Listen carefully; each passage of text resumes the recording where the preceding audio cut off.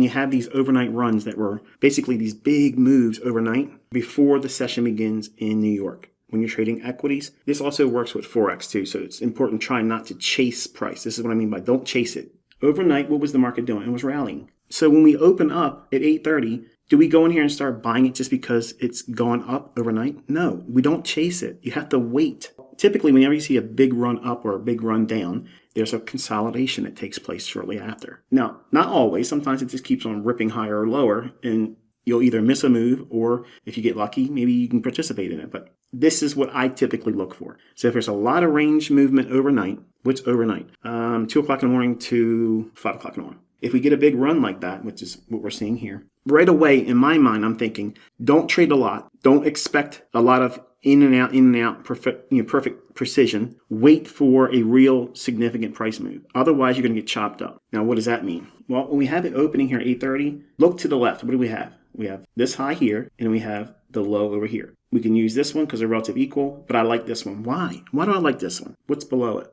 Fair value gap. So it's likely to trade down after it creates this sloppy opening. Look at all this movement in here. We start going lower first, so that's good. We create a pseudo Judas swing. But did it create a nice low and turn away from it? Look at all this back and forth. And it created these suspect lows in here. Relative equal lows.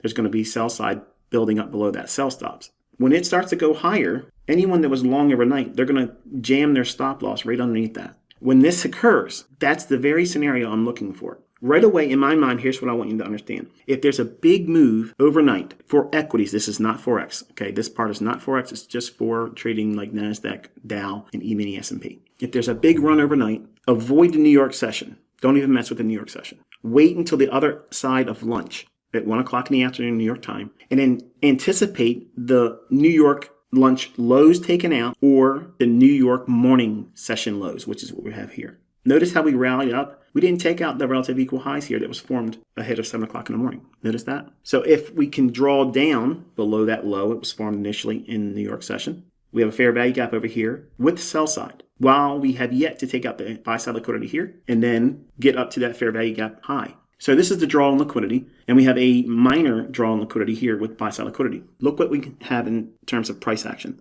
The NASDAQ drops down, taking out the sell side, digging into that fair value gap.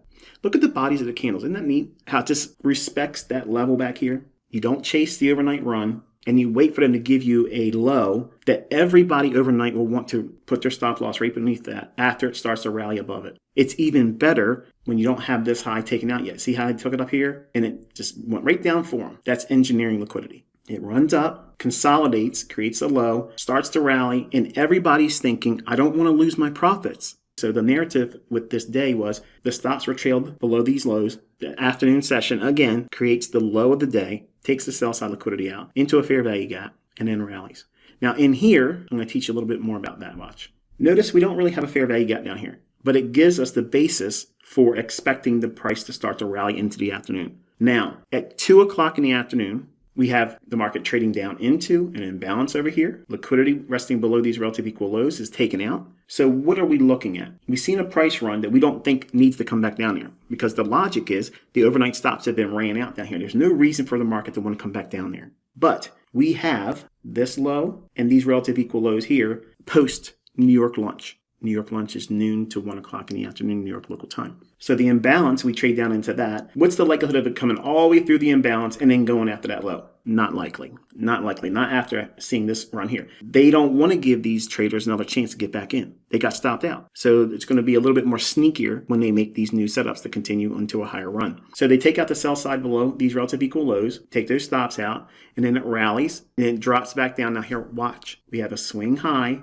right here. It breaks it. Does it trade above that? Yes. Was it energetic? Yes. Does it have a fair value gap? Yes. So now the market trades down into it here, creates a short-term low. You could be a buyer there. There's nothing wrong with that. The fair value gap is even better when you have the sell side liquidity resting below a short-term low.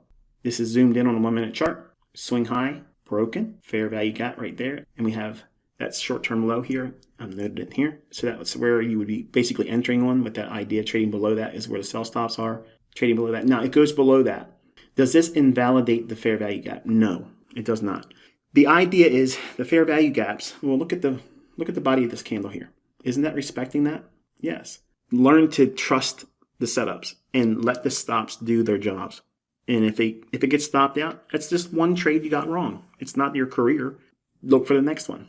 It rallies here, takes off, and does not take out that. The buy side liquidity resting above here did not get taken here yet. And then we had this imbalance, and it trades down into it, and then hits what? The order block. That's a buy. And you can, if you miss this one, you can pick up this one based on the logic I teach on the YouTube channel. This whole pattern here is exactly right out of my high probability short-term trading or scalping series. I can't remember exactly what the title was, but this pattern here is right in that. And then it runs for that liquidity there. So there's two setups there.